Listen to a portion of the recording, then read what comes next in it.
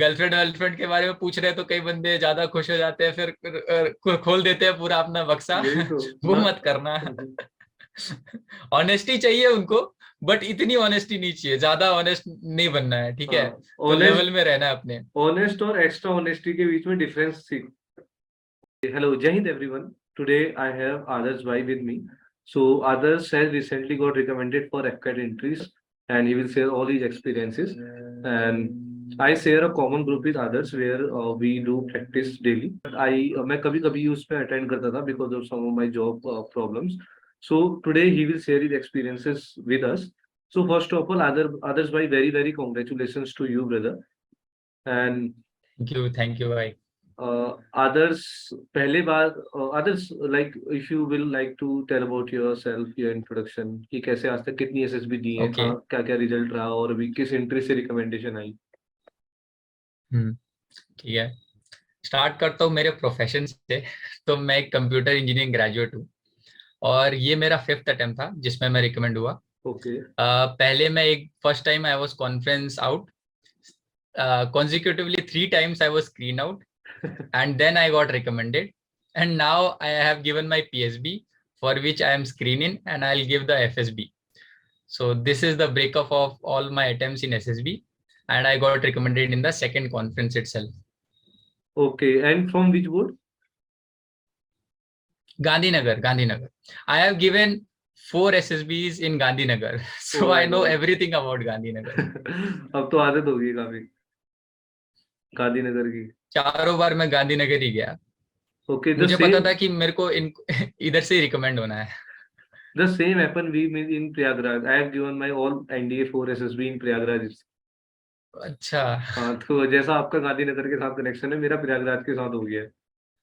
Okay आदर्श भाई, today I will discuss with you about your experiences. What have you feel during this journey? Like तीन skin out हुए तो why it has been there? And आदर्श भाई, सबसे पहले तो if we talk about screening, पहले आपने सारे अटेंड अभी तक उसी के दिए हैं एफकेट के? नहीं नहीं नहीं, आई have given 3 attempts of FCAT, and 1 for CDS and 1 for Coast Guard, and now again Coast Guard in the sixth one. Okay, So अगर CDS के लिए मैंने AFA का दिया था। इस बार भी है क्या सीडीएस का आपका? हाँ, मैं आपको क्लियर कर दूं कि मैंने CDS 2 बार क्लियर किया है, और मैंने सारी एकेडमी क्लियर की है, तो ये मेरा सेकंड टाइम होगा AFA के लिए, जो कि 18 मार्च को है, कहाँ पे? वापस गांधीनगर में। Once again fifth time. Once again. पंजा पड़ेगा इस बार दोबारा रिकमेंडेशन आएगी, I am sure about this. हाँ। ओके, सो फर्स्ट अटेम्प्ट, वो फर्स्ट अपनी प्रेफरेंस, डिसीजन। हाँ, first preference. First preference your is air force, am I right? हाँ हाँ, एयरफोर्स है। ओके आदर्श भाई, आप कुछ बोल रहे थे, कंप्लीट कर लो। हाँ, मैं बोल रहा था कि गांधीनगर क्या होता है कि अगर एक बार आपको रिकमेंड कर दे तो वो अपने डिसीजन को डाउट करेंगे कि पिछला हमने गलत डिसीजन ले लिया है, तो रिकमेंड करने का चांस ज्यादा होता है। अपने डिसीजन एग्जैक्टली। को डाउट नहीं करेंगे वो लोग।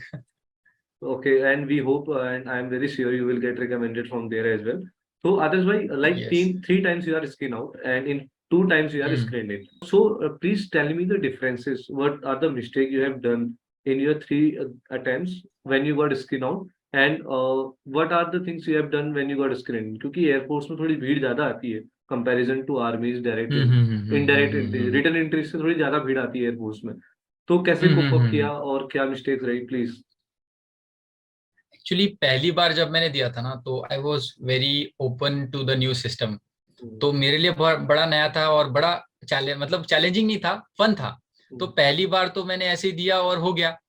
तो उसके बाद मैं बड़ा चौड़ में था कि यार इन हो गया पहली बार में ही, तो यार अगली बार क्या है, स्क्रीनिंग क्या होता है, कुछ नहीं होता है। हाँ। फिर मैं जब रिपीटर में गया तो बोलने का मौका ही नहीं दे रहे ये लोग। मतलब मैंने एक तो मैंने बोला, GD में बोलने की बहुत कोशिश की, चिल्ला चिल्ला के बोल रहा हूँ, बट कोई सुन नहीं रहा है। ना। सब अपनी अपनी गा रहे और आउट हो गए। अभी दूसरी बार अभी मेरे को पता चला कि यार ये तो गलत मामला है। फिर तो स्क्रीन ही नहीं होंगे तो फिर रिकमेंड कैसे होंगे।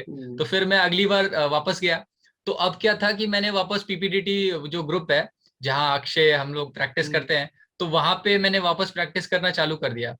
बट अगेन मैंने एक और गलती कर दी, बार बार मैं गलतियां करे जा रहा हूँ और उससे सीखे जा रहा हूँ। जैसे मैंने अपने नेक्स्ट अटेम्प्ट में क्या किया कि मेरे को रियलाइज हुआ कि मैं बहुत तेज बोलता हूँ।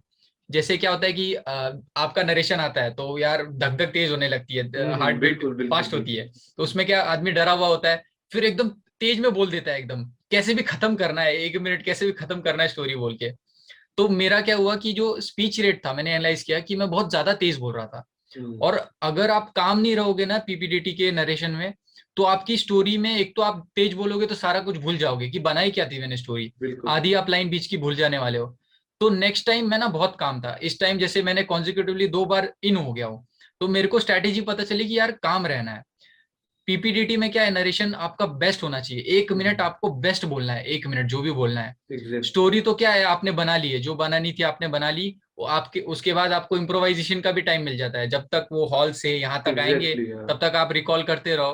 हम्म, मैं क्या करता हूँ, रिकॉल करते रहता हूँ, एक एक 2 बार मन में ही नरेशन दे देता हूँ कि gentleman this this this I perceive this this. और मैं 2 बार 3 बार नरेशन मन में ही दे चुका हूँ तब तक, और मैं देने जा रहा हूँ तीसरी बार। तो पहली मेरी यही गलती थी, एक तो स्पीड, डर, डर बहुत था। मैं तो जॉब नहीं थी मेरे पास, तो कोई स्टेबल करियर नहीं है। तो एक अंदर से डर बना रहता है यार, वापस कॉल करके मम्मी को बोलना है कि यार वापस आउट हो गए। तो मेरी मम्मी बार बार बोलती थी कि मुंह उठा के वापस आ गया। तीसरी बार आ गया मुंह उठा के। तो मेरे को बड़ा बुरा लगता था यार। तो मतलब डर भी था कि यार कोई जॉब नहीं है, एक स्टेबल करियर चाहिए, तो बार बार आउट हो रहे हैं। फिर मैंने सबसे पहले इस बार तो मतलब डर खत्म किया मैंने कि यार जो भी होगा, अपना जो स्टेटस है वो चेंज होने नहीं वाला है। जितना मेरे को आता है, जितने मेरे पास ज्ञान है, जितना मेरे पास जो भी एक्सपीरियंस है, वो कहीं चेंज नहीं होने वाला है, पीपीटी टू दूं या ना दूं मैं वो।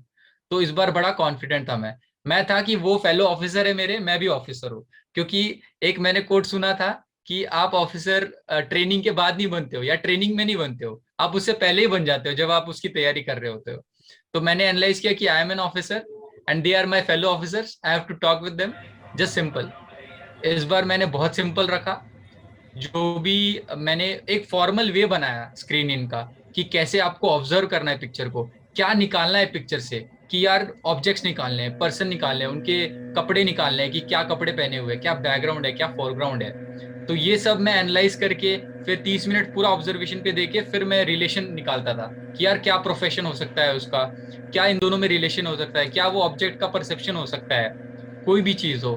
तो उसके बाद मैं एक स्टोरी बनाता था, फिर मैंने नरेशन कॉन्फिडेंटली देता था। और जीडी में मैंने इस बार अलग किया, मैं हर बार क्या करता था कि बहुत बोलने की कोशिश कर रहा, दूसरा बोल रहा है तब भी मैं उसको काट के बोल रहा हूँ, उसके साथ बोल रहा हूँ। बट इस बार मैंने ऐसा नहीं किया, मैंने बोला वो बोलने दो, ठीक है। मैं हर बार मौका ढूंढता था कि यार यहाँ पे घुस जाऊंगा, यहाँ पे घुस जाऊंगा। तो मैं वो 10 मिनट पूरा ट्राई करते रहता था कि कहाँ घुस जाऊं, कहाँ घुस जाऊं। और 2-3 पॉइंट कहीं ना कहीं मैं दे देता था। और आपका नरेशन अच्छा होना तो आपका इम्पैक्ट पड़ता है ग्रुप पे, लोग आपकी बात सुनने लगते हैं। मैंने 2 बार, ये 2 बार से जब मैं इन हो रहा हूँ ना, तो लोग मेरे को नॉमिनेट करते हैं। मतलब both of the time I was nominated to narrate the common story. So मैं सोच रहा हूँ कि यार मैं अभी क्या कर रहा हूँ कि ये लोग मेरे को नरेट नॉमिनेट करने कर रहे बोल रहे हैं। तो हाँ, तो यार इम्पैक्ट बड़ा इंपॉर्टेंट होता है। मतलब वो बंदे अच्छे बंदे होते हैं, आप अगर अच्छा बोल रहे हो तो वो आपको सपोर्ट करेंगे। और सपोर्ट कर रहे हैं मेरे को, मेरी बातें सुन रहे हैं अच्छे से, तो आपको वैल्यू देते हैं। तो इस बार मेरा जीडी सब सब अच्छा गया, जीडी अच्छा गया। ओआर बहुत इंपॉर्टेंट है। ओआर बोलते हैं लोग कि 20% वो हैं। है उसका वेटेज स्क्रीन इन में, बट इम्पॉर्टेंट है। ओआर आपको इम्पोर्टेंट है अच्छा ऑफ देना कोर्स। पड़ेगा। एग्जैक्टली तो आई आदर्श भाई हाँ। हैज सेड कि जब भी तुम इस, हालांकि मैं एक बात क्लियर कर दूं कि जो आदर्श भाई ने बोला, हॉल से अंदर जाने तक में काफी टाइम लगता है एयरफोर्स की इंट्रीज में, एफकेट की इंट्रीज में, या जब भी आप एएफए जा रहे हम्म। हैं। बट ये सीन आर्मी में नहीं होता है एंड नेवी में आई डोंट नो, बिकॉज मैंने नेवी हाँ की कोई हाँ, एसएसबी वो नहीं मुझे देखी पता है। है, आर्मी में ये सीन नहीं होता। हाँ। आर्मी में ये सीन नहीं होता, you have to narrate there sir. और दूसरी बात, एक इंपॉर्टेंट बात ये बोली आदर्श भाई हम्म ने कि माइंड में रिकॉल करते रहो, नरेट करते रहो, इससे तुम कॉन्फिडेंटली रहोगे। 3 बार तुम नरेशन अपने माइंड में दे दोगे तो चौथी बार तुम वहां पे दोगे, तो चौथी बार में अच्छा परफॉर्म करोगे फॉर श्योर। और ओआईआर भी हम्म। इंपॉर्टेंट है भाई, ओआईआर में एक हफ्ता पहले कम से कम या 3-4 दिन पहले प्रैक्टिस कर लिया करो एसएसबी में जाने से पहले। So this is all about screening, और पीपीडीडी की पिक्चर अच्छे से परसीव करनी है as others and have a calm mind एक क्या ड्यूरिंग। होता है ना कि बहुत सारे मैंने बंदे देखे हैं कि यार कि मतलब कोई पिक्चर नहीं है, सर्विस पे बना दिया, जैसे कोस्ट गार्ड में भी गया, तो उस बंदे ने कोस्ट गार्ड भी बना दी कि कैसे मैं तैयारी कर रहा हूँ एसएसबी की, कहने मैंने एसएसबी क्लियर किया, कैसे मैं इंडियन कोस्ट गार्ड ज्वाइन कर रहा हूँ। तो यार ये बंदे मतलब क्या पता क्या परसीव करके आते हैं, या वो एक स्टोरी याद करके आते हैं और वो बोल देते हैं। तो वो नहीं होता प्री कंसीव्ड माइंड, प्री इसको भी कंसीव्ड, बहुत ध्यान एग्जैक्टली। रखना जरूरी है, क्योंकि हाँ। मेरा भी एक बार ये सीन हो चुका है प्री कंसीव्ड वाला। क्या होता है कि आप पैनिक में होते हो 30 सेकेंड में, तो आप सोचते हो कुछ तो स्टोरी बनानी है बनानी है बनानी है, फिर आप अपना जो दिमाग में होता है आप उससे जानबूझ के भिड़ाने की कोशिश करते हैं, हाँ भाई फिट हो रहा है इसमें, ये पिक्चर में फिट हो रहा है, ये हो एग्जैक्टली। सकता है, पॉसिबल है। बिल्कुल बिल्कुल बिल्कुल, अगर उस प्री कंसीव्ड है उस नोशन टाइम तो यू, लॉजिकल होना बहुत जरूरी है। अगर तुम फंसे प्री कंसीव्ड वाले में तो फिर तो श्योर रिएक्शन है, because I have face this too. Preconceived में हो तो श्योर रिएक्शन, अगर फंस गए वहां पे तो। और दूसरी चीज, आदर्श भाई, let's come to the psychology part. काफी टाइम तक आपने ग्रुप के साथ एक प्रैक्टिस की है गूगल मीट्स पे, सो हम्म। इसका कितना हम्म। इम्पैक्ट एसएसबी में हुआ? And second thing, have you prepared for TAT वेट एसआरटी? क्या आपने इसके लिए प्रिपेयर किया था? अगर प्रिपेयर किया था तो प्रिपरेशन इज गुड और बैड, और आपकी कितनी हेल्प हुई इस प्रिपरेशन में?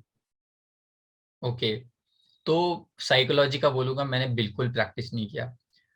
इतना कि मैं जब 5वीं बार देने गया हूँ तो मैंने एसडीबी प्रिपेयर नहीं किया। मैंने एक दो बार खुद से रफली लिखी थी, बट ये मेरी मिस्टेक थी। हाँ, आप लोग ऐसा मत करो, जो अभी जाएंगे एसडी प्रिपेयर करके जाओ, ये बहुत इंपॉर्टेंट है, एसडी प्रिपेयर करके जाओ। बट मेरा था कि मैंने नहीं प्रिपेयर किया था, मैंने इतने अच्छे से कभी फॉर्मल वे में लिखा नहीं उसको। अब क्या हुआ कि जब मैं 4 बजे या 3 बजे वो लोग छोड़ते हैं मेरे को, मतलब स्क्रीनिंग खत्म हो जाता है, आप अंदर रूम अलॉट हो जाता है, हाँ। तो वो 2 घंटे ना बड़े इंपॉर्टेंट होते हैं। उसमें क्या होता है, माइंड ड्रेन हुआ है, अब तुम्हें एक और टास्क करना है जो इतना चैलेंजिंग है, मतलब ब्रेन की वाट लग जाती है पूरी, एक जो बोलो पूरा तो। 33% तो है उसमें तुम्हारी ना, टेस्टिंग का। हाँ, एयरफोर्स बोर्ड का ये बड़ा प्रॉब्लम है, उसी दिन हाँ। ले लेते हैं साइकोलॉजी। अब क्या होता है कि एक तो ऑलरेडी डे है, अब सोने का टाइम मिला नहीं क्योंकि बंदे नए हैं यार, बात करने लग गए। अब भाई तू कहाँ से है, तू कहाँ से है, तेरा कौन सा है, ये सब चल रहा है। और हम्म। फिर बुला लिया साइकोलॉजी के लिए। इस टाइम मेरा साइकोलॉजी ऐसा था कि मतलब ब्लंट था पूरा, मैं जो मेरे दिमाग में आ रहा है, जो मेरे सबकॉन्शियस में आ रहा है, मतलब लिखे जा रहा हूँ लिखे जा रहा हूँ मैं। तो इस बार मैं बोलूंगा मेरा साइकोलॉजी इतना अच्छा नहीं गया था। मेरा अच्छा गया था इंटरव्यू और जीटीओ। और साइकोलॉजी पे मैं आता हूँ कि प्रैक्टिस करनी चाहिए कि नहीं। मैंने टाइम्ड प्रैक्टिस बहुत ही कम की होगी, रेयरली 3 से 4 बार time practice. But I recommend time practice, और प्रैक्टिस करनी चाहिए, ठीक है। और प्रैक्टिस कैसे करनी चाहिए वो मैं बताता हूँ, ठीक है। तो पहली मेरी ये स्ट्रैटेजी रहती थी कि जैसे कि अगर कोई भी पिक्चर आ रही है तो उसकी 5 थीम बनाओ। मैंने यही क्यों सुना था कि थोड़ा इमेजिनेशन पावर बढ़ाना पड़ता है। तो मैं हर स्टोरी, क्या बोलते हैं, पिक्चर के लिए 5 थीम बनाता था। अब 5 थीम में क्या होता था कि जैसे कभी कभी मेरी पिक्चर में जैसे ट्रैकिंग का पिक्चर आ गया, रॉक क्लाइंबिंग का पिक्चर आ गया, तो अब क्या, मेरी एक्सपर्टीज और एक्सपीरियंस बिल्कुल नहीं है इस चीज में, तो मेरे एक्शंस बड़े ही गंदे होंगे इसमें, क्योंकि मेरे को कुछ आता नहीं है रॉक क्लाइंबिंग का। एग्जैक्टली। तो अब मैं क्या करता था कि मैं सोच रहा हूँ कि अब वो एक्सपर्टीज लेने मैं कहाँ जाऊँ, तो मैं नेट पे जाता हूँ कि यार कैसे करते हैं ट्रैकिंग, कैसे रॉक क्लाइंबिंग करते हैं। तो फिर पता चलता है यार एंकर और रोप टेक्निक होती है एक, बहुत सारी टेक्निक पता चलती है कि ये ऐसे आप फंसाओगे, ऐसे कोई कैसे देखना है कि कहाँ फंसा सकते हैं, फिर चढ़ना कैसे होता है। तो ये सब ना आपको सीखना पड़ेगा, क्योंकि कुछ पिक्चर वो डिमांड ही ऐसा करती है, जैसे कि कोई बंदा डूब रहा है तो कैसे बचाना चाहिए उसको। तो वो सब आपको नेट से पता चलेगा कि कैसे बचाना चाहिए। तो इंक्विजिटिव रहना बहुत जरूरी है कि हम्म। कुछ भी देखो तो उसे सीखना चालू कर दो। पिक्चर में भी बहुत कुछ सिखाती है पिक्चर आपको ना। सच बोलूं तो साइकोलॉजी को लोग पता नहीं क्या ले लेते हैं, बट साइकोलॉजी को आप खुद एनालाइज करोगे ना अपनी स्टोरी, तो आपकी पर्सनालिटी आपके सामने खुल जाएगी। मैं हम्म। सच बता रहा हूँ, आपको पता चल जाएगी आपकी वीक एरिया क्या है, आपका एक्सपीरियंस किस में है, आप किसको मायने देते हो, क्या आप फैमिली को मायने ज्यादा देते हो, या फैमिली के साथ ज्यादा रहने वाले बंदे हो, या कुछ और हो। तो आप खुद एनालाइज करोगे ना तो आपको पता चल जाएगा। और मैंने इतना टाइम प्रैक्टिस नहीं किया, तो मैं बस इंस्ट्रक्शन देखता था कि कैसे लिखना है वैट, कैसे लिखना है टैट, और थोड़ी बहुत दोस्तों से या किससे पूछ लिया यार स्ट्रैटेजी क्या है। और बस यही सब, मैंने ज्यादा वो नहीं किया, प्रैक्टिस बिल्कुल नहीं किया एसआरटी का, मतलब एसआरटी वैट ये टप टैट ज्यादा प्रैक्टिस नहीं किया। ओके, बिल्कुल प्रैक्टिस नहीं हुआ इस बार। ओके, बट बट मैं प्रैक्टिस रिकमेंड इज, करता हूँ हाँ, प्रैक्टिस करो। हाँ, practice is practice is important. Important. पहले आप उसका कॉज समझो कि क्या चाहते हैं वो लोग, वैट में क्या जानना चाहते हैं, personality, so you have to deliver personality. तो एक वैट की स्ट्रेटेजी भी बताता हूँ कि जैसे कोई वर्ड आता है, तो अगर पॉजिटिव वर्ड आता है तो वाई बोलना। जैसे कि मान लो कि एंगर है, तो एंगर एक नेगेटिव वर्ड है, तो उसके लिए आप कर सकते हो वाई नॉट एंगर, मतलब एंगर क्यों नहीं होना चाहिए। तो आप ऐसे स्टोरी मतलब वैट बना सकते हो कि anger can lead to distress और समथिंग एल्स, या फिर anger should not be there. So या ऐसा कुछ हाँ, बना या सकते हो आप या वैट के लिए, ठीक मेडिटेशन है। Prevent angers. हाँ, मेडिटेशन बेस्ट है, ये मेडिटेशन प्रिवेंट्स एंगर। ऐसे सो आप व्हाई नॉट ऐड करोगे ना एंगर के साथ, तो आपको बहुत कुछ आएगा कि कैसे इसके सॉल्यूशन है, क्या इसका वो है। तो ये सब भी जरूरी है, व्हाई नॉट और ये व्हाई, मैं ये ट्राई करता था और ये मेरे कुछ वर्ड्स के लिए वर्क करता था। बट जनरली क्या है कि एक आइडिया होता है कि आपका क्या थिंकिंग है उसके बारे में। जैसे फैमिली वर्ड आ गया, तो आप बोल सकते हो family is the backbone of a person, क्योंकि वो एक अच्छा सपोर्ट होती है ना फैमिली। तो जैसे आपको, आपका क्या थिंकिंग है फैमिली के बारे में, तो वो एग्जैक्टली। भी आप लिख सकते हो वैट में, तो ये भी ट्राई कर सकते हो try. Okay, very valuable words from others. कभी भी वाई सोचो उसका, और उससे हमें बाहर, क्या आप उस वर्ड के बारे में फील करते हो। अगर एक्सीडेंट है मान लो, तो क्यों एक्सीडेंट से बचना चाहिए, समथिंग लाइक दैट, ये आदर्श ने भी बोला। ओके, और प्रैक्टिस जरूरी है, if you can do then please. उसके बाद इंटरव्यू में आते हैं आदर्श भाई, कैसे कैसे चला इंटरव्यू, मतलब जैसे you have intern in the room, so how it goes ahead, तो उसके बारे में थोड़ा। इंटरव्यू इस बार बड़ा ही मतलब अच्छा चला है मेरा, लेडी इंटरव्यूइंग थी। हम्म। तो वो, मैं घुसा कमरे में, तो क्या था कि मेरे ग्रुप के दो बंदे थे, तो हम्म। वो ऑलरेडी जा चुके थे। अब उनका खत्म हो गया और मैं थर्ड जा रहा हूँ, उसी वही लेडी ऑफिसर ने लिया था। तो मैं जाता हूँ इंटरव्यूइंग रूम में। तो पहले तो थोड़ा नॉर्मल क्वेश्चंस, फिर वो पूछती हैं कि why you want to join air force, अच्छा, मतलब नॉर्मल आर्म क्वेश्चन क्या पूछे थे? फोर्सेस। नॉर्मल ऐसे ही कि मतलब where are you coming from, Pune से आ रहे हो तो पुणे के बारे में कुछ बताओ, कहाँ घूमने गए थे फ्रेंड्स के साथ। तो ये ये थोड़े नॉर्मल नहीं नॉर्मल है। क्वेश्चन है जो कि सबको पूछ। They are they are assessing something from the normal question. हाँ मतलब कुछ ना कुछ देख रहे हैं, हाँ। बट मेरे को थोड़ा नॉर्मल लगता है कि सभी पूछते हैं कहाँ से हाँ, आए हो, बिल्कुल बिल्कुल। बेटा कहाँ से आए हो बता दो। हाँ। ओके। तो फिर उसके बाद जैसे मैंने बताया, उन लोगों ने पूछा कि why you want to join arm forces, और फिर कंडीशन भी दे दी कि वो वैलर नहीं बोलना है, फिर वैल्यूज नहीं बोलना है, फिर ये चीजें नहीं बोलनी है, इसके अलावा है तो कुछ बताओ। तो तीन कुछ बताओ बोली वो। ठीक है, तो पहला मैंने बोला डाइवर्सिटी। तो बोलती है Adarsh, no no no, private job, IT job, you will go into administration, you can go into technical work, in air force what you will get. तो मैं नहीं नहीं बोल रहा, नहीं नहीं ma'am, you can go to ground duty, there is ground duty, there is pilot, it is such adventurous job. So I was like, बोला मैंने, ठीक है, उस पॉइंट को बोल दिया। फिर मैं सेकंड बोलता हूँ कि यूनिफॉर्म। तो ये बड़ा लॉजिकल पॉइंट था, अब प्राइवेट में आपको यूनिफॉर्म तो देंगे नहीं वो लोग, आपको तो फॉर्मल ड्रेस जो भी जाना है, यहाँ यूनिफॉर्म मिल रही है। तो सेकंड बात ये हो गई। अब थर्ड मैंने बोल दिया कि मैम जो सोसाइटी से रिस्पेक्ट मिलती है, तो वो भी तो कंपैरेटिवली तो अच्छी मिलती है, यहाँ पर सोसाइटी बहुत रिस्पेक्ट करती है, आप आर्म फोर्सेस में हो तो एग्जैक्टली। वो कन्विंस थी थोड़ी, हाँ हाँ ठीक है ठीक है। फिर उसके बाद मेरा इंटरव्यू ब्रेकअप बोलूंगा ना, तो मेरा इंटरव्यू थोड़ा अलग ही हुआ। उसने क्या किया, सारे सीआईक्यू एक साथ पूछ डाले। मतलब ऐसा होता है कि पहले वो पूछती है फैमिली, मतलब इंट्रोडक्शन वाले सारे, फिर फैमिली वो, उसने पूरा पीआईक्यू का क्वेश्चन पढ़ डाला। और फिर बोलती है अब बोल तू भाई। अब भाई कितने रिकॉल करेगा बंदा, मतलब सारे एक साथ बोल दिए, कम से कम 20-30 क्वेश्चन। अब मैं बैठा हुआ हूँ। अब मैंने चालू किया, मैंने बोला ठीक है, देखा जाएगा, इतना तो कोई इंसान याद नहीं रख सकता। तो मेरे को जो जो सीक्वेंस याद आ रहा है कि ये मेरे मार्क्स है, ये मेरे ये। तो पहले क्वेश्चन पूछती हो कि मेरे जैसे 10th में 74% मार्क्स है, कंपैरेटिवली 12th में 82 है, अच्छे हैं, और ग्रेजुएशन में 76 है। तो मेरे से पहले ही क्वेश्चन पूछा कि यार कि तुम्हारी कम क्यों है 10th में। तो मैं उसको बता रहा हूँ कि मैम पहला स्मार्टफोन आया था, तो इंटरनेट बहुत चल रहा था उस टाइम, तो इंटरनेट यूज कर रहे थे। एक ऐप था टॉक टाइम देता था, तो उसको भी यूज कर रहे थे, क्योंकि नेट का पैसा तो घर से मिलता नहीं था, तो उसी में लगे रहते थे, दोस्तों को रेफर करते रहते थे, पैसे इकट्ठे करते थे, रिचार्ज करते थे, फिर नेट चलाते थे। तो मैंने उसको बताया कि दो दो आई वर्क हार्ड, मेरे जितना परसेंटेज ला सकता था, मैं कैपेबल था, मैंने लाया।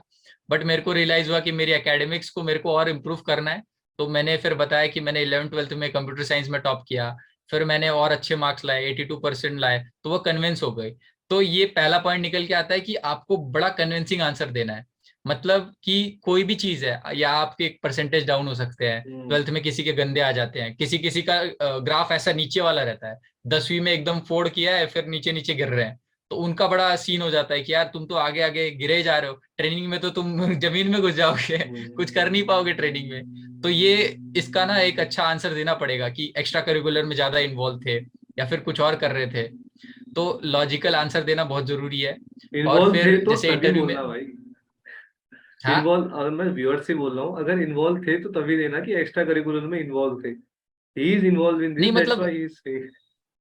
अभी क्या होता है कि इंसान कहीं ना कहीं तो इन्वॉल्वमेंट करता है, दिन भर सोता तो Exactly. नहीं है, तो कुछ ना कुछ तो बंदा करेगा भाई। जैसे लेकिन मेरा केस है, मैंने भी आदर्श कुछ भाई ना कुछ कुछ, तो किया है। गर्लफ्रेंड वर्लफ्रेंड के बारे में पूछ रहे हैं तो कई बंदे ज्यादा खुश हो जाते हैं, फिर खोल देते हैं पूरा अपना बक्सा। यही तो वो ना। मत करना। ऑनेस्टी चाहिए उनको, बट इतनी ऑनेस्टी नहीं चाहिए, ज्यादा ऑनेस्ट नहीं बनना है, ठीक है। हाँ, तो ऑनेस्ट, लेवल में रहना है अपने। ऑनेस्ट और एक्स्ट्रा ऑनेस्टी के बीच में डिफरेंस सीख, ऑनेस्टी और एक्स्ट्रा हाँ, ऑनेस्टी के बीच में। ओके नेक्स्ट, उसके मेरा बाद क्या है क्या ना हुआ? कि मेरा जो कोर पॉइंट है जिसकी वजह से इंटरव्यू निकला है वो ऑनेस्टी है। मेरा 20 मिनट या 25 मिनट इंटरव्यू मेरे जॉब पे चला है कि भाई तुम 2021 में पास आउट हो और 1 साल तुम बिल्कुल जॉब नहीं कर रहे, सिर्फ प्रिपेयर कर रहे हो। कर क्या रहे हो भाई? मतलब ऐसे ही पूछ रही है भाई, वो तो उबासियां ले रही है और पूछे जा रही है मेरे से। ऐसा ऐसा था ना उसका एटीट्यूड कि मतलब मैं सुन ही नहीं रही हूँ, तू क्या बोल रहा है, ऐसे इधर उधर देख रही है बस ऐसा। वो उनकी टेक्निक होती है। हाँ, कई ट्रेंड बंदे होते क्या हैं होते वो। हैं, वो देख के ही चुप हो जाते हैं, भले हाँ ध्यान हाँ, नहीं दे रही है। भाई वो टेक्निक और हाँ ट्रेंड है तो उस चीज के लिए। हाँ भाई उबासिया ले रही, मैं बोल रहा ऐसा कौन इंटरव्यू होता है यार, उबासिया ले रही है, सो रही है, ऐसे कर रही है। भाई मैं सोच रहा हूँ ये क्या है। पर मेरे को पता था इनकी टेक्निक कि हाँ ये सब ये लोग यूज करते हैं। गुड वन, तो गुड मैं वन। तो बड़े कॉन्फिडेंटली आंसर दे रहा हूँ। बहुत सही भाई। हाँ हाँ, तो 25 मिनट मेरे जॉब पे चल हम्म रहा है, बोल रही क्यों नहीं कर रहे हो, आईटी में हो, मतलब कुछ ट्राई किया नहीं, कंपनी के हम्म प्लेसमेंट ट्राई किए नहीं। तो एक्चुअली क्या है ना कि वहां पे मैंने उसको बहुत ही, मेरे को पता था कि ये क्वेश्चन मेरी तरफ आने वाला है जॉब पे।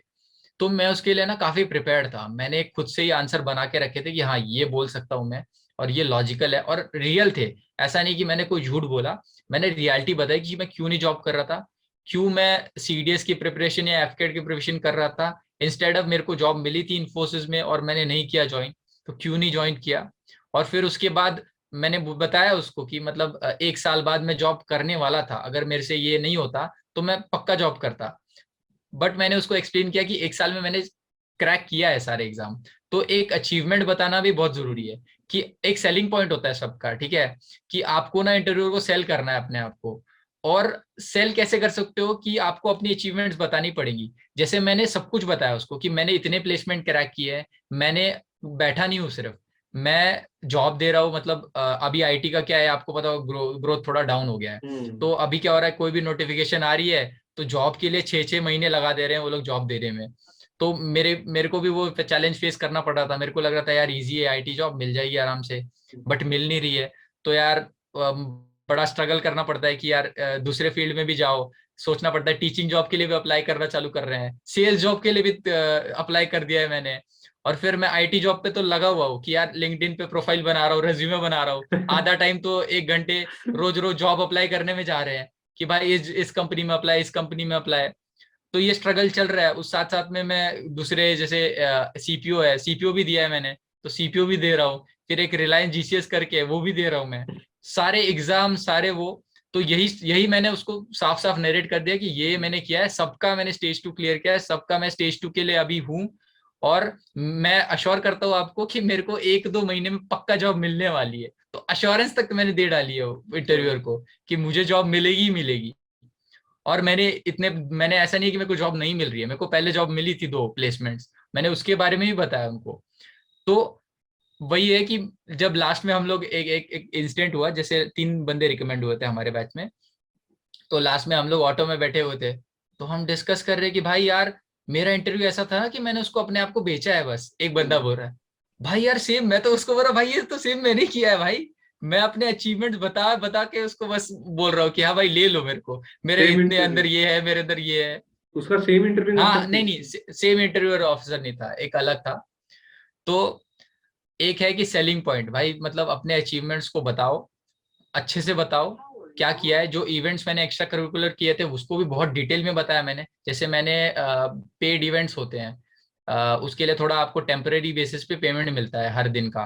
तो वो भी मैंने किया था, जैसे ओला के लिए किया था, टीसीएस के लिए किया था, गोदरेज के लिए किया था, मैं कॉलेज टाइम पे करता था। तो उसको भी मैं बहुत डिटेल वे में एक्सप्लेन किया मैंने उसको कि हाँ ये मैंने काम किया था वहाँ, ये मेरी रिस्पॉन्सिबिलिटी थी।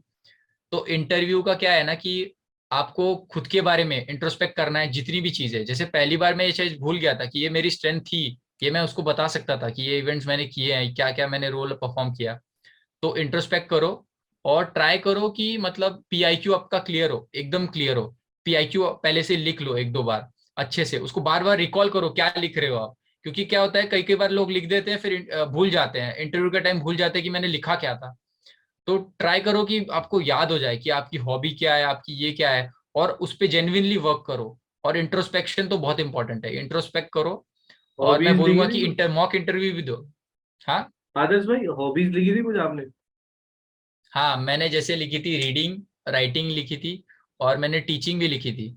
और मैंने और दो लिखी थी एक्स्ट्रा और इंटरेस्ट में, मैंने लिखा था जियो पॉलिटिक्स, इकोनॉमी। तो बंदे दो तीन लिखते हैं, बोलते हैं बहुत क्वेश्चन आ जाएगा, मैंने पांच पांच लिखी थी। अच्छा, तो टीचिंग में क्या पूछता? मेरे से पूछा नहीं। नहीं नहीं, मेरे से क्वेश्चन ही नहीं पूछा, हॉबी पे आई नहीं वो। मेरे को लगा मेरा इंटरव्यू बहुत छोटा चला, बट बंदे बता रहे थे कि 40 मिनट चला। मेरे को लग रहा था कि 30 ही मिनट में वो कन्विंस हो गई थी। फिर तो सर्विस नॉलेज की क्या होता है, पांच क्वेश्चन तो पक्का पूछते ही हैं वो लोग। ये मतलब फैक्ट है, पूछा ही जाएगा आपको सर्विस नॉलेज। और मेरे से पांच क्वेश्चन उन्होंने पूछे थे, और पांचों के पांचों मैंने बहुत अच्छे से बताए थे। जैसे मुझे ट्रेनिंग एयरक्राफ्ट पे पूछा था क्वेश्चन, तो सबको ट्रेनिंग एयरक्राफ्ट में सिर्फ पिलाटस याद रहता है, सिर्फ पिलाटस पिलाटस बोल के आते हैं। मैंने उनको चार ट्रेनिंग एयरक्राफ्ट बताए थे, तो उसमें ही वो सेटिस्फाई हो गई, तो उसने आगे में से पूछा ही नहीं। फिर उसके बाद जैसे उसने वर्किंग पूछी एयरक्राफ्ट की, तो मैं हम्म। एयरक्राफ्ट की भी वर्किंग मैं डिटेल में बता रहा हूँ उसको कि ये एरोडायनामिक्स ये होता है, इंजन का पार्ट ये होता है। तो मैंने सर्विस नॉलेज बड़ा अच्छे से पढ़ा हुआ था, मैंने एनसीसी की ब्लू बुक को अच्छे से पढ़ा हुआ था। फिर मैंने अपने से एक पीडीएफ बनाई थी खुद से, जहां पर मैंने बहुत सारे क्वेश्चन लिख के रखे थे। तो करीबन 30-40 क्वेश्चन है उसमें। और मैं उनको अच्छे से, आप हमारी ग्रुप है ना जो पीपीटीटी, तो वहां पे हम लोग प्रेजेंट करते थे टॉपिक कोई भी। मान लो मैंने एक टॉपिक प्रेजेंट किया था, जैसे comparison of Indian air force and Chinese air force, और मैं लेक्चर दिया था दोस्तों के साथ कि मेरी प्रेजेंटेशन स्किल भी अच्छी हो जाए और मेरी नॉलेज भी इंप्रूव हो जाए। तो प्रेजेंटेशन स्किल भी इंपॉर्टेंट है, तो वो इंटरव्यू में बहुत काम आती है। Okay, that's a great one. अच्छा, फ्रेंड्स पे कुछ क्वेश्चन आए थे? हाँ फ्रेंड्स पे कुछ क्वेश्चन आए, फ्रेंड्स एंड क्वालिटीज? हाँ हाँ, फ्रेंड्स पे आई, तो फ्रेंड्स पे उसने वैट पूछ लिया। तो बोलती है फ्रेंड पे वैट बनाओ। तो मैंने बोला again, friends are backbone of our life. तो वो बोली ठीक है। फिर tell me a situation when they were your backbone. तो फिर सिचुएशन बताने बोली वो, दो तीन सिचुएशन।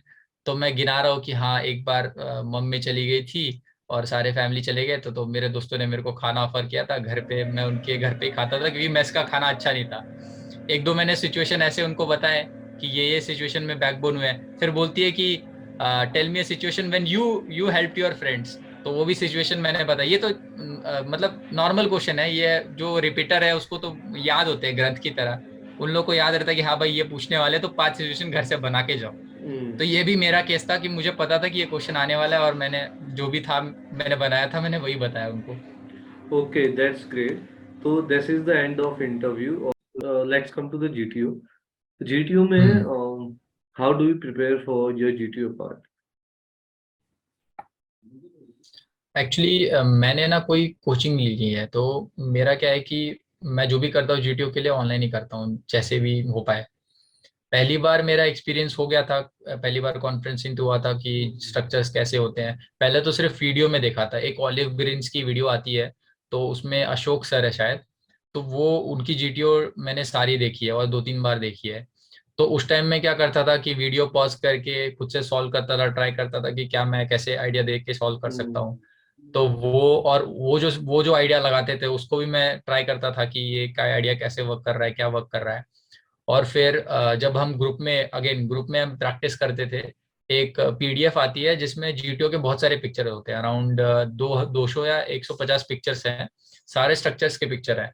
तो हम लोग खुद उसको ट्राई करते थे सॉल्व करने का, मैं खुद पिक्चर्स को उठाता था, फिर उनमें जो स्ट्रक्चर दिख रहे हैं तो आइडियाज निकालता था। और एक और चीज मैं करता था कि मिनिएचर मिनिएचर, जैसे आप पेन ले लो, पेन से कुछ बन पाए, या फिर एक रोप ले ली मैंने, छोटी सी धागे ले लिया, उससे भी मैं ट्राई करता था कि कुछ कुछ हो जाए। और साइड में जो स्ट्रक्चर दिख रहे हैं ना, जैसे मैं सीआरपीएफ कैंप में रहता हूँ, तो वो क्या है कि बाहर जाओगे ना तो आपको अलग अलग स्ट्रक्चर दिखते हैं। तो स्ट्रक्चर को भी कैसे बाहर वाले को ऑब्जर्व करना है और उसकी पूरी फिजिक्स देखनी है कि कैसे कहीं पर फट्टा बल्ली लगा के कैसे आप सॉल्व कर सकते हो। तो वो दिमाग पूरा एकदम जीटीओ वाला दिमाग हो गया था। तो कहीं भी जाओ तो दिखता था हाँ भाई ये स्ट्रक्चर है, इसको ऐसे, दो जीटीओ स्ट्रक्चर नहीं है वो, बट हम सोच रहे हैं कि क्या आइडिया लगा के हम क्रॉस वॉस कर सकते हैं। तो एक थिंकिंग चालू हो गई थी प्रोसेस कि कहीं भी जा रहे हैं सॉल्व कर रहे हैं, पीडीएफ देख रहे हैं तो उसमें सॉल्व कर रहे हैं। और एक पीपीटी करके भी आती है जहां पर थोड़े किसी ने बना के रखा है अच्छे से, एकदम फट्टा बल्ली ऑल बनाया हुआ है उसमें। तो वो भी दो तीन हम लोग साथ में सॉल्व करते थे। तो जीटीओ का जो ग्राउंड टास्क है, जैसे पीजीटी हो गया, एचजीटी हो गया, ये सब हो गया, यहाँ पे ना आइडिया देना बड़ा इंपॉर्टेंट है। तो आइडिया कैसे आएगा? जब आप सोचना चालू करोगे। जब तक आप अपनी थिंकिंग पावर डेवलप नहीं करते हो ना, कि कोई चीज आपको सामने कोई प्रॉब्लम दे दी और आप सोच नहीं पा रहे हो, कुछ भी आइडिया नहीं निकाल पा रहे हो, तो वो आपको डेवलप करने से ही होगा। जैसे जैसे आप प्रॉब्लम सॉल्व करते जाओगे पीजीटी के बार बार बार बार बार बार, तो एक पूरा पैटर्न बन जाता है। तो उस टाइम जब आप जीटीओ में परफॉर्म करते हो तो आपको आइडियाज बहुत जल्दी आते हैं लोगों से, बाकी लोगों से आपको आइडिया बहुत तेज आते हैं। तो मेरा भी यही सीन था। मेरा क्या था कि पीजीटी में मेरे को आइडिया आए जा रहे हैं, और इस बार क्या हुआ कि इस बार मैंने जीटीओ में पूरा लीड किया है। मैं पीजीटी में थोड़ा पीछे रह गया हूँ, एक दो बार मेरे से गलतियां हो गई है, बट एचजीडी मैंने लीड किया है, एफजीडी मैंने लीड किया है। हर जगह मैंने लीड करने की कोशिश की है, क्योंकि मेरे आइडियाज ही अच्छे थे। मैं आइडिया दे पा रहा था और उसको एग्जीक्यूट भी कर रहा था, और ऐसे ही मैंने अपने टीम को आगे बढ़ाया है।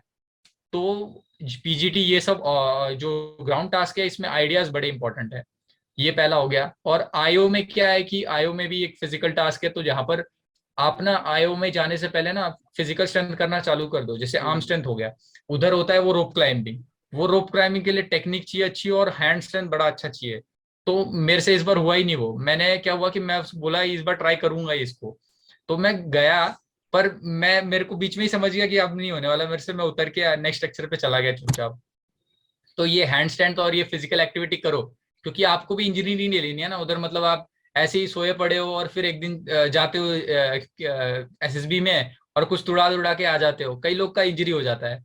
कई एक एक बंदा था 84 केजीज का, उसने वो बंजी जंपिंग या क्या बोलते हैं उसको, कि वो रोप पकड़ना होता है जंप करके।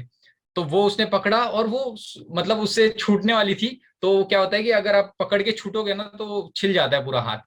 तो वो बंदा भाई सो गया ऐसे तो वो धबुदे से जो गिरा है भाई, इतना आवाज मच गया है ना पूरा उधर जीटीओ पे। तो भाई उसके लिए तो स्ट्रेचर मंगाने वाले थे, तो उसने बंदे ने मतलब इतना चोट नहीं लगा, और उठ के फिर वो निकल लिया। बट ये क्या है कि एक्सरसाइज चालू कर दो। जैसे ही आपका एसएसबी डेट आता है ना, एक दो महीने पहले से भागना चालू कर दो। फिर थोड़े एक्सरसाइजेस जैसे चिन अप्स करना चालू कर दो, पुशअप्स करना चालू कर दो, ये चालू कर दो। फिर जैसे हम ये वाले टास्क पे आते हैं जो ऑफ द मतलब ग्राउंड टास्क नहीं है, जैसे जीपी हो गया, जीडी हो गया। तो जीडी के लिए मैं बोलूंगा, जीडी के लिए ना आप प्रैक्टिस करो जीडी एक तो, ग्रुप में जो भी है, क्योंकि उस time again ideas thinking power बहुत डेवलप करनी है। कुछ भी आता है तो आपको कैसे ब्रेनस्टॉर्मिंग आप करते हो, सोचना कैसे चालू करते हो, ये इंपॉर्टेंट है। तो एक है, मैं चैनल फॉलो करता हूँ बहुत पहले से, वर्ल्ड अफेयर्स करके। वर्ल्ड अफेयर्स प्रशांत धवन सर का है, बहुत पॉपुलर है, बहुत बंदे देखते हैं। स्टडी आईक्यू हो गया। फिर आजकल मैं क्या कर रहा था कि आजकल मैं इंग्लिश बहुत सुनता था, क्योंकि एक कम्युनिकेशन पावर भी इंप्रूव करनी थी मेरे को। तो ये सनसेट टीवी में देखता था, उसका शो एक पर्सपेक्टिव है, तो वो मैं रोज 30 मिनट सुनता था। उससे मेरी लिसनिंग पावर सही होती थी, क्योंकि इंग्लिश सुन रहा हूँ मैं। तो आप जैसे सुनते हो ना, तो आप मिमिक करना चालू कर देते हो, उनकी तरह बोलना चालू कर देते हो इंग्लिश में। तो ये भी मैं ट्राई कर रहा था। उसके बाद जैसे ये सब किया मैंने। और जीडी में एक वो होता है, मैं उसको फोल्डर मटेरियल बोलता हूँ, मैंने खुद से डिफाइन कर लिया उसको, फोल्डर मटेरियल। उसमें क्या होता है कि डेटा एंड फैक्ट्स को आपको याद करने, जैसे वुमेन हो गया, तो वुमेन के बारे में ऐसे फैक्ट, जैसे वुमेन्स को 38% सैलरी लेस मिलती है मेल से। तो ये पॉइंट आप जब जीडी में बोलोगे ना, वुमेन्स के बारे में कुछ आएगा तो इम्पैक्ट जाता है। जैसे आप बहुत सारी रैंकिंग्स होती हैं कि स्टार्टअप वाले में रैंकिंग इंडिया की इतनी है, और जैसे कि और कोई रैंकिंग्स हो गई, बहुत सारी रैंकिंग, हैप्पीनेस इंडेक्स हो गया, और बहुत सारी इंडेक्सेस होते हैं, तो उसको भी आप याद करके जाओ। जीडी में आप जब ऐसे पॉइंट्स बोलते हो ना, कि वर्ल्ड हैप्पीनेस इंडेक्स में इंडिया का रैंक कितना है, जब कोई ऐसा टॉपिक चल रहा है उससे रिलेटेड, तो ये बड़ा इम्पैक्ट क्रिएट करता है। तो डेटा फैक्ट्स याद करना बड़ा जरूरी है। और उसके बाद आप ऐसे न्यूज़पेपर रीड करो, जैसे मैं रोज 45 मिनट्स के लिए न्यूज़पेपर रीड करता हूँ, तो उससे भी एडिटोरियल पेज अच्छे से रीड करो। एडिटोरियल पेज से आपको मान लो कुछ समझ में ना आए, क्या होता है कि बड़ी हार्ड इंग्लिश लिखते हैं, समझ में नहीं आता बिल्कुल कई लोगों को। तो उसमें क्या कर सकते हो, आप वीडियोस देख सकते हो, उसी टॉपिक को डालो, कोई ना कोई वीडियो बनाता ही है। न्यूज़पेपर का आजकल तो वो एक्सप्लेनेशन आ गया है, वो अच्छे से एक्सप्लेन करते हैं, उनसे सुन लो। या फिर एक जैसे ये सब हो गया, वर्ल्ड अफेयर्स हो गया, न्यूज़पेपर पढ़ पढ़ दो रेगुलर। या फिर कोई आजकल सीए करंट अफेयर्स के लिए भी बहुत लोग फॉलो करते हैं, जो कॉम्पिटेटिव एग्जाम में है वो भी फॉलो करते हैं, तो वहां से भी आप पढ़ो। और पार्टिसिपेट करना बहुत जरूरी है, क्योंकि जब तक आप उसको, जैसे होता है ना कि मैथ्स को सिर्फ कॉन्सेप्ट समझ लेना इंपॉर्टेंट नहीं है, क्वेश्चन सॉल्व करना भी इंपॉर्टेंट है। वैसे ही आप जब सिर्फ डेटा फैक्ट्स याद कर लो, सारी ज्ञान ले लो, अब उसको इम्प्लीमेंट करना नहीं आता आपको, जीडी में कैसे बोलना है, कैसे बीच में घुस के बोलना है, कैसे किसी बात को प्यार से बोलना है। जैसे मान लो आपका बंदा कोई कर भी रहा है कुछ उसमें केओस मचा रहा है ग्रुप में, तो कैसे आप जेंटलमैन, ऐसे फ्रेजेस होते हैं बहुत सारे कि gentleman I would like to add a point, या फिर ऐसे बहुत सारे फ्रेजेस याद कर लो अपने मन में कि कैसे I would like to add to your point. ये Let सब me उस come. टाइम नहीं आएगा, आपको पहले बना Gentlemen, के रखना हाँ, पड़ेगा। gentlemen, let me please complete my point first. हाँ, ये वाले ये सब ना आप अच्छे से, मैंने 10 लिख के रखे थे, आज तो मैं भूल गया हूँ, वो तो मैंने लिस्ट बना के रखी है कि जब भी हर सिचुएशन के लिए कैसे, कोई बंदा ज्यादा ही बोलने वाला है तो उसको कैसे चुप कराना है प्यार से, तो उसके लिए भी मैंने लिख के रखा है कि हाँ भाई ये बोल सकते हैं उसको अच्छा सा। तो जीडी में ये है कि प्रैक्टिस करो और डेटा फैक्ट्स अपने मजबूत रखो, जी के मजबूत रखो। और जीपी के लिए क्या है, जीपी भी प्रैक्टिस करना बहुत इंपॉर्टेंट है। और एक और पॉइंट, जीपी में स्पीड टाइम डिस्टेंस कैलकुलेट करना, आपको उधर टाइम नहीं देंगे, तो आपको स्पीड टाइम डिस्टेंस कैलकुलेट करना बहुत तेजी से आना चाहिए। आप खुद से प्रैक्टिस करो स्पीड टाइम कैलकुलेट करने की, इतना स्पीड है ट्रक की, या इसकी बाइक की स्पीड इतनी होगी, थोड़ा अनमेटल रोड है, मेटल रोड है तो थोड़ी अनमेटल पे कम हो जाएगी स्पीड, तो इतना टाइम लेगा। तो आपके दिमाग में वो कैलकुलेशन फास्ट होनी चाहिए कि टाइम इतना लगेगा, ये इतना लगेगा। टाइम इंपॉर्टेंट है, क्योंकि जीपी में वो ये भी देख रहे हैं कि आप कितना टाइम लेके कर रहे हो वो टास्क। तो टाइम ये सब याद रखो। और जैसे कि बहुत सारी चीजें होती है, जैसे रेलवे ट्रैक होता है, रेलवे ट्रैक का सिग्नल एक रूम होता है रेलवे में, तो सिग्नल से कैसे कम्युनिकेट किया जा सकता है, कैसे कोई मिसहैप होने वाला है उसको कैसे सिग्नल देके स्टॉप किया जा सकता है, पुलिस का क्या रोल होता है। और फिर जैसे जीपी में बहुत सारी सिचुएशंस आती हैं कि, और एक तो सर्टेन रहना है, जैसे जीपी में क्या होता है कि अनसर्टेन नहीं रहना है। अनसर्टेन होता है कि ये भी कर सकते हैं, ये भी कर सकते हैं, ऐसा नहीं। एक सर्टेन रहो कि हाँ ये चीज होगी होगी और ये चीज इम्प्लीमेंट हो जाएगी। ऑप्शन नहीं रखने हैं, अपने माइंड में क्लियर रखना है प्रॉब्लम्स क्या है और उसके सॉल्यूशन आपके क्या होने वाले हैं। क्योंकि आप अगर अनसर्टेन रहोगे तो आप वो ग्रुप में भी पार्टिसिपेट बिल्कुल नहीं कर पाओगे डिस्कशन में। और लॉजिकल रहना है, क्योंकि लॉजिक ही है जिससे आप अपने फ्रेंड्स को या जो जीडी के कंटेस्टेंट उनको कन्विंस कर पाओगे। रीजन अच्छा होना चाहिए आपका, लॉजिकल है तो कन्विंस हो जाते हैं वो लोग। और ये सब हो गया। और लेक्चरेट में अगेन प्रेजेंटेशन स्किल। लेक्चरेट बड़ा इंटिमिडेटिंग रहता है, पहले आप जैसे आपने मान लो पहली बार दिया है तो बड़ा वो लगता है कि यार खड़े होके देना है, 4 मिनट बोलना है। तो इसके लिए क्या कर सकते हो, अगेन ग्रुप्स में प्रैक्टिस करो। प्रेजेंटेशन स्किल आपको अच्छी करनी पड़ेगी, प्रेजेंटेशन स्किल इज मस्ट। मैंने इस बार लेक्चरेट ऐसा दिया, जैसे एक एक चीज होती है, जैसे लेक्चरेट को आपको अच्छे से देना है ना, तो पहले उसको कैटेगराइज कर लो 3 या 4 उसमें। जैसे मैं याद रखता हूँ, जैसे एडवांटेजेस और डिसएडवांटेजेस मैं बताऊंगा, या फिर कॉन्सिक्वेंसेस बताऊंगा, या फिर मेरा क्या सॉल्यूशन है उस प्रॉब्लम को सॉल्व करने की। कोई प्रॉब्लम है तो वो ऐड करूंगा मैं। एग्जैक्टली। करंट चीज ऐड करूंगा कि कोई करंट चीज चल रही है उससे रिलेटेड, तो वो भी बीच में कहीं ऐड कर दूंगा। और पहला पॉइंट तो मस्ट है कि इंट्रोड्यूस करो, क्योंकि आपका जो बंदा है वो बहुत नेव बंदा है, उसको कुछ नहीं समझ रहा। तो लेक्चर में आपको पहले इंट्रोड्यूस पक्का करना है कि ये मेरा ये टॉपिक का इंट्रोडक्शन दे दो कि ये चीज क्या है, फिर उसके बारे में नेक्स्ट बिल्डअप करो। और एक मैं वो 7 वो होते हैं, वाई, वेयर, हाउ, व्हेन, ये सब 7 क्वेश्चंस होते हैं। तो ये बड़े इंपॉर्टेंट है, जब आप माइंड में वो करते हो ना, तो आप वाई वेन से आपको बहुत कुछ याद आ सकता है। जैसे एग्जैक्टली। यूएनएससी का पूछ दिया आपको, तो why UNSC, how UNSC works, कितने उसके मेंबर्स है, ये सब ऐसे हाउ व्हेन वाई से बहुत कुछ याद आ जाता है आपको। तो ये है पॉइंट्स निकालने के लिए दिमाग से। Exactly, very good advice by Adarsh. Adarsh, command task इस बार टफ था कि इजी? अरे टफ ही देते हैं मेरे को 2 बार से। एक्चुअली क्या है ना, मेरे को पता है कि मैं जीटीओ में ना हर बार रिकमेंड होता हूँ, जीटीओ मेरा अच्छा जाता है, बहुत अच्छा जाता है। तो मेरा पहली बार भी रिकमेंड किया था, बस थोड़ी बहुत उसमें मैंने मिस्टेक की थी, जैसे इंस्ट्रक्शंस को केयरफुली सुनना है। इंस्ट्रक्शन आप भूल गए ना, जैसे आपको एक सिचुएशन बताता हूँ कि वो जो हाई जंप होता है ना, हाई जंप, तो हाई जंप में अगर आप करते हो हाई जंप और वो बार टच हो गया आपका, मान लो टच हो गया पर आप क्रॉस कर चुके हो और बार नीचे नहीं गिरा है, तो आपका वो अटेम्प्ट माना जाएगा और आप निकल लेना आगे। बट मैंने सुना नहीं है, तो अब मैं कंफ्यूज में हूँ, मैंने टच कर दिया उसको बट वो गिरा नहीं। बट फिर मैंने उस टास्क को वापस रिपीट किया, तो वो मेरे से गलती होगी कि इंस्ट्रक्शन मैं सुन लेता अगर उसको अच्छे से कि ये रिपीट मतलब टच होके गिरे ना तो वैलिड है ये। तो ये प्रॉब्लम हो गई मेरी। और ऐसे इंस्ट्रक्शन में बहुत बार हुआ, 2-3 बार हुआ मेरे साथ कि मैंने उसकी इंस्ट्रक्शन सुनी नहीं और वो मेरे बैकफायर हो गई। तो उसको उस टाइम ना बड़ा अटेंटिव रहना है आपको। जीटीओ जो बोल रहा है वो चेंज करते हैं। जैसे इस बार हमारा चेंज कर दिया कि दोनों साइड सपोर्ट चाहिए। जैसे कैंटिलीवर बनाते हैं ना कि एक साइड फ्री रहता है, उसने बोला एक साइड फ्री रखना ही नहीं है, दोनों साइड सपोर्ट चाहिए मुझे। तो अब उसको ही ग्रास्प करने के लिए भाई बंदा तो प्रिपेयर आता है पहले से, जो उसको बताया रहता है। अब वो चेंज कर देते हैं तो उस टाइम अगर आप नहीं सुन पाए तो आप अपने आइडिया लगाने लगोगे, बट वो तो मानेगा ही नहीं, बोलेगा कि ये इस साइड सपोर्ट भी चाहिए मुझे। और कमांड टास्क में क्या हुआ कि मेरे को ना 2 बार हिंट दिया उसने कि एक बार हिंट दिया मेरे से नहीं हुआ, फिर दूसरी बार हिंट दिया तब जाके मैंने सॉल्व किया उसको। तो फिर मेरे से, मैं उसको थोड़ी देर के लिए देख ही रहा हूँ, जैसे मैंने आइडिया दे दिया, फिर मैं दोस्तों ना सच में एक्सेप्ट कर लिया तूने। तो भाई वो सर बोलते हैं मेरे को कि यार I you commander, are you not confident about your idea? तो मैंने बोला no sir I am confident. तो बोलते देन गो। तो ऐसे बहुत। बहुत हार्ड ही मिला, बॉम्ब टास्क जैसा मिला था मुझे। तो आदर्श भाई, हम्म। उसके बाद कॉन्फ्रेंस से पहले कितना देर वेट किया? कॉन्फ्रेंस से, हाँ ये इम्पोर्टेंट है क्योंकि मेरे को 10-15 मिनट वेट टाइम था मेरा।